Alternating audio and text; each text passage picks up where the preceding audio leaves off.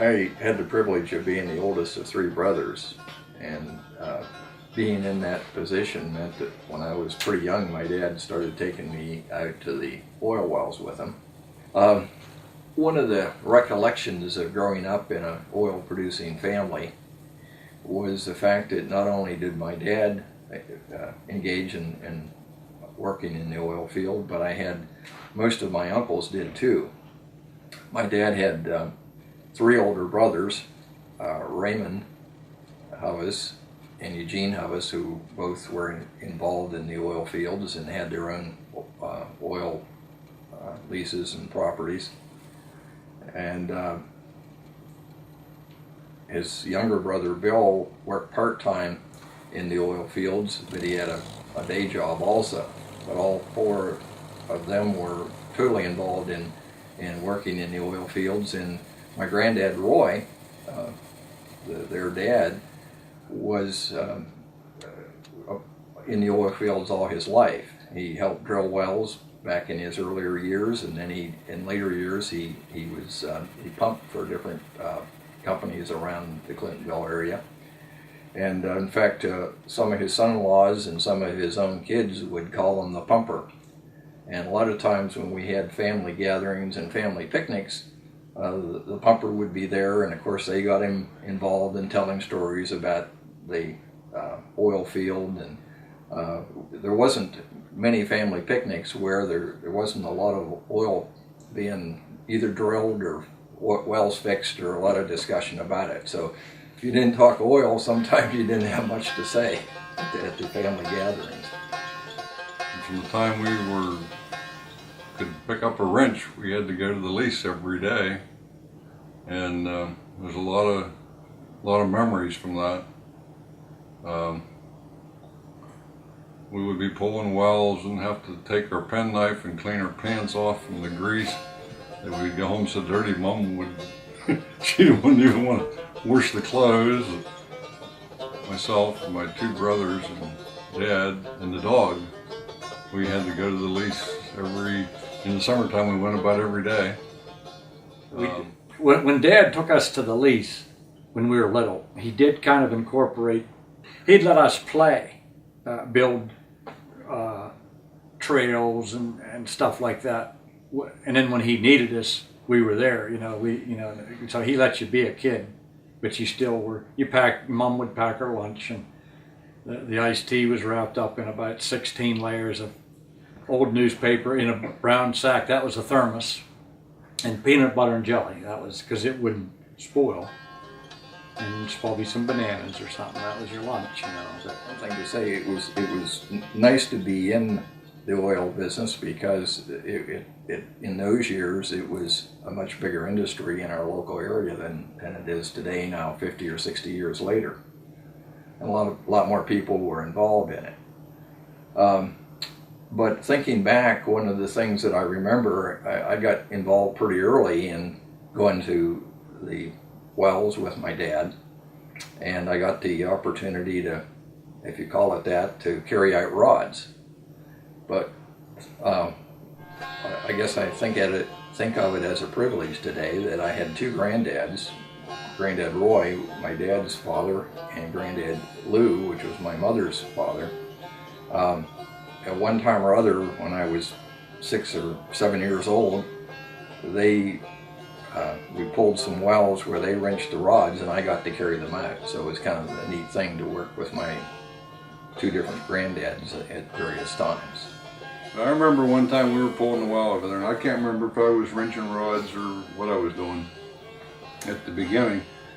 We started in the morning, and it was really hot that day. I mean, maybe it was 90 degrees. We started pulling tubing. Well, Granddad was there, and it was so hot, and we were just soaked from the oil. Oil running down all over your.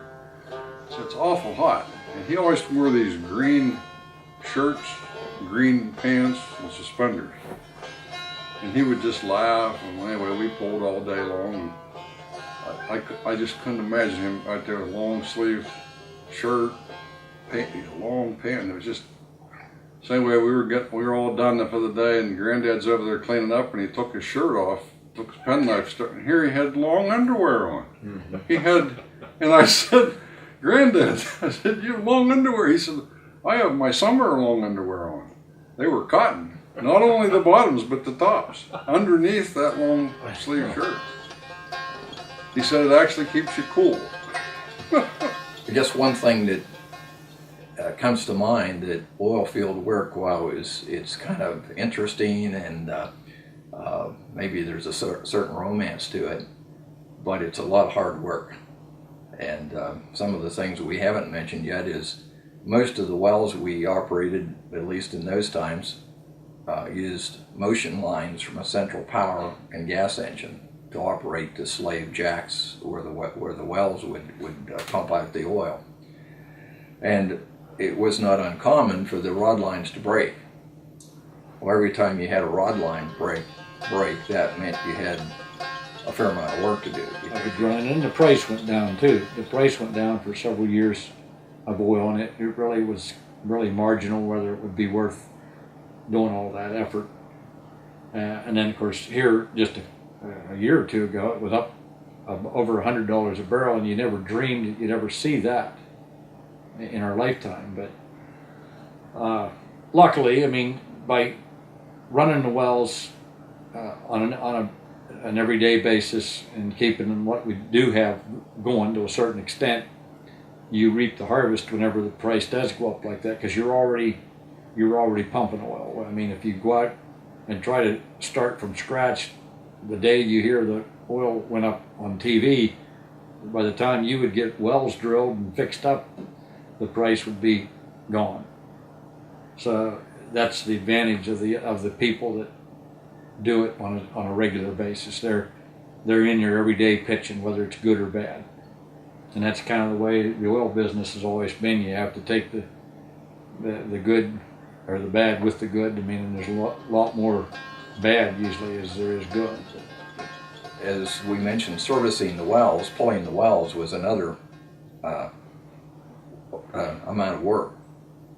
And pulling the rods, which many of the wells today have, or most wells today have iron sucker rods. But in those days, a lot of them were wooden, and sometimes they would break, and if they did, then you had a fishing job. But if you had to change cups, you pulled all the rods out.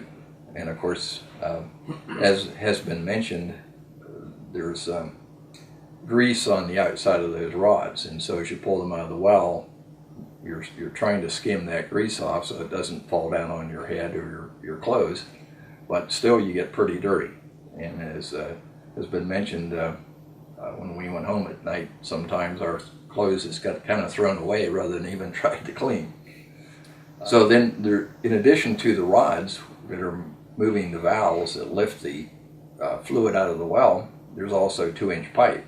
And a lot of times you get holes in the 2-inch pipe, which is bringing the fluid to the surface that then runs to the storage tank. And when you get a hole in that pipe, then you have to pull the whole string. And typically a 1,000-foot well, which is pretty typical for a lot of the wells we have, some are deeper than that, maybe 1,100 or 1,200 feet.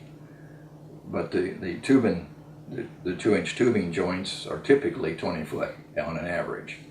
So you can do the math there. You have quite a few joints in 1,000 feet, and each one of them is threaded. So you unscrew that with 9 or 10 rotations to unscrew it, and then pull all those out of the hole and stack it, find the hole, and then repeat that process to put the well back together. So as you grew from being a youngster to a teenager, and if you spent a lot of times in the summer doing that, you did build some muscles. That would be one side benefit of working in the oil field. This model back here was built by my Uncle Eugene and Dad. I remember this was always upstairs in my Uncle Eugene's garage, which was really his workshop. And it sat upstairs in this garage. And of course, when you were a little kid back then, everybody knew it was up there. but you didn't dare ask to go see it, and we were not allowed to play with that. We used to use a Fortson tractor with an old Myers winch.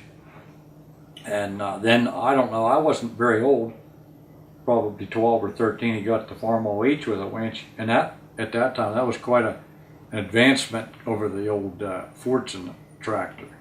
And it was a lot easier to handle, and it was faster and pretty slick. And then we use that yet today. It's been rebuilt. The engine's been rebuilt a couple of times and gone over, but that's probably been in service 40 years with us, somewhere around there. Dad had his own cure for when the dogs had fleas. And the first time I saw this happen, I thought he was killing the dog. What he would do is take the dog down to the tank. He would hold on to the front paws and hold his hand over the nozzle of the dog and dip it down in the tank. He'd pull the dog up, and he just, oh, geez. And he'd let go, the dog would take off down through the woods, and the oil was just flying. But I'll tell you what, our dogs never had fleas. And their coats were always real shiny. Every summer we'd end up killing a number of rattlesnakes. And I don't remember exactly how many, but maybe half a dozen or so for years. And we had this old half-breed beagle dog called Teddy. And one summer, Teddy got bit by a rattlesnake, and he just went off in the swamp and laid in the swamp for a couple days, and that's evidently the dog knew the cure for what to do after getting bit by a rattlesnake. Dad told Gary and I to go get our lunches up at the powerhouse, and we're walking up to the powerhouse, and I can't remember if Gary saw it, but somebody yelled, "There's a snake!" And I think Gary stepped on it, and I was like in midair, and we had our old dog with us, and that dog grabbed that snake and started whipping that snake, and we were standing there and there were pieces of meat on our pant legs. That's how much the dog hated rattlesnakes. One other recollection, when we were fairly small, had been mentioned, we used to take our lunches with us when we went with Dad. And this one time, our mother had packed our lunches, and I think both myself and my brothers liked peanut butter and jelly sandwiches and Lebanon bologna sandwiches. And it was kind of a contest to see how many of those you could eat. So this one day we had went out in the morning and had our lunches packed, and I think we even hung them on a tree so that, or a small shrub, so they wouldn't be sitting on the ground, because we had to walk back to where this well was. And we went to get our lunches and get under the shade tree to open them up, and we opened our lunches up, and as we did, here we found out the sandwiches were full of ants. And the ants were having a feast already, but we were hungry enough, we just decided we're going to eat them anyway. So the ants lost out. Yeah, Gary bought this F-14 from an old guy over in Dog Hall, and it had a cutter bar on it. So we thought, wow, well, this will really be great. So we started, whenever we're in between pulling wells or something, we would get that old F-14 fired up, and we'd get enough of the knives and the teeth to get the cutter bar working, and we would go and start mowing. And boy, we started making the old lease look pretty good with that mowing machine. But I remember one night I was mowing just before we were going in to eat at supper time. And it was right over here on the Hovis lease. And I was mowing across the top. I was mowing along there pretty good, and all of a sudden I looked, and just as I saw it, the cutter bar hit it, and there was a crabapple bush about this high, and it had a hornet's nest about this big around on it. And as soon as I hit that cutter bar hit that bush, I looked and I saw it, and that old tractor had a straight shift. And I just like kicked that thing into neutral, and I was right out over the tank and taking off running. And it was just like a cloud, because here the cutter bar was sitting there. It was just shaking, and the nest was laying on top of it. And there were bees everywhere. You couldn't even get near that tractor, and it was sitting there running. Well, by that time Dad come up from the powerhouse, in the truck, and we looked at it and we said, there's no way we can get near that. So he said, well, how much gas is in it? I said, well, probably maybe a gallon. So we said, well, let's leave it run. So so we went in the home and ate supper and come back out that night, and when we got there, that tractor, there were bees totally covered in that tractor. No, the tractor had stopped. So anyway, we waited till the next morning, and we went in and we snuck up to the tractor and hooked a chain around the front of the frame and drug it away from the bee's nest. And Dad always had a dream of drilling his own. I think he always wanted to drill his own wells. So in the early 70s, I was a young fella, and I always liked equipment, machinery. So I pestered, and Dad, of course we talked to our Uncle Eugene. He was a driller. He drilled for commercially back in the years for oil companies and stuff, and he had the most experience in our family. And so we started looking through the classifieds, and we come up with some oil rigs that were for sale. And I think Dad probably was a little bit leery, but he thought he had 2 or 3 young guys that were, interested. They would do the grunt work. He took a chance, and so we bought one down in West Virginia. So in the early 80s, we decided to start and drill our own well. Well, that was quite an experience, and as Phil had mentioned, we learned a lot of things about the oil industry that you don't learn by only maintaining and servicing wells. And then that kind of opened up a whole new, it made the oil business a lot more interesting to us, because you got that fever of it's like digging for gold. You thought, well, boy, if we drill a new well, we'll really hit her big. And we didn't do bad. We didn't get a gold mine, but we found out that really by drilling new wells was the real way to get production.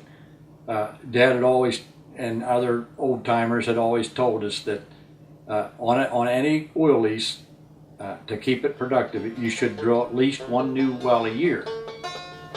We scheduled the shooting company to come with their nitroglycerin, and of course, to us newbies, that was a big day.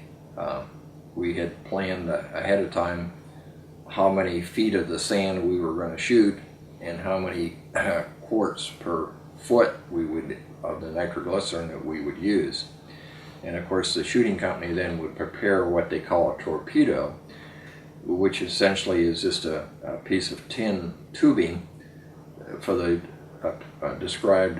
prescribed length of the crude oil sand that you want to stimulate. So we all ran back or walked back at least 300 feet from the well bore, from the rig, and they dropped their stick of dynamite, and it took some seconds to get down there, and it seemed like a long time, but all of a sudden we felt the earth tremble. We felt it first, and then probably 5 or 10 seconds later we heard the roar of the water that we had dumped in on top of the nitroglycerin, and that's the purpose of that, is to hold the shot, the explosion, in the oil formation. And we heard that water then rushing out of the well, and the plume of the water that came out of the well went up past the top of our mask on our drilling machine, which was 65 feet. And I have a photograph here that shows at the extreme is probably maybe another 30 or 40 feet higher than the top of our mast. So that there's an awful lot of power in that shot. So it all kind of escalated, and up to the point today. I mean, into the early 80s, that's when the laws, they started to, they wanted everything bonded, and you had to get permits for your wells. So there was a period of about 4 or 5 years there. The legislators didn't even know exactly how they were going to come across with the law. It was kind of up in the air. So we drilled the first couple wells over there, and then we had plans on just to keep drilling. We would probably bring a rotary in and at least do the big hole, and then follow up with the sputter and finish. Well, then after a period of waiting, and then the Dad passed away, and then, like I said, it was you kind of got out of the mode of the drilling, and the price went down too. The price went down for several years of oil, and it really was marginal whether it would be worth doing all that effort.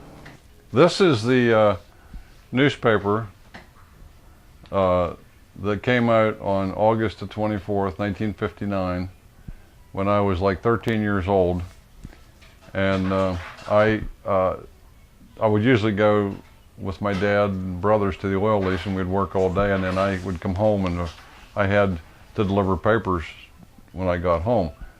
And this particular paper is the Centennial paper from 1959.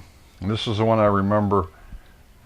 I had about 75 customers, and you can imagine 75 of these, so I had to take one street at a time when I delivered them because they were so heavy. So anyway, here we are 50 years later, and this is one that I had kept. So what we're going to do is open it and read it.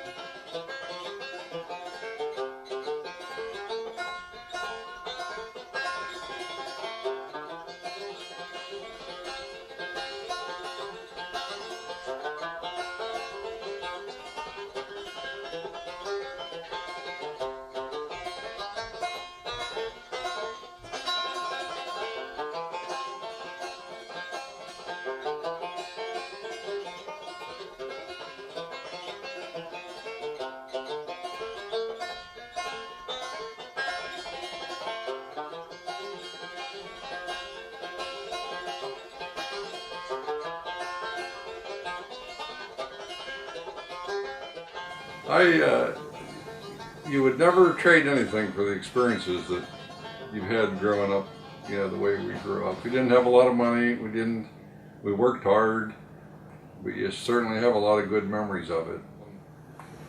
And at that point, I could see that it was just an awful lot of work and you weren't making any money, so.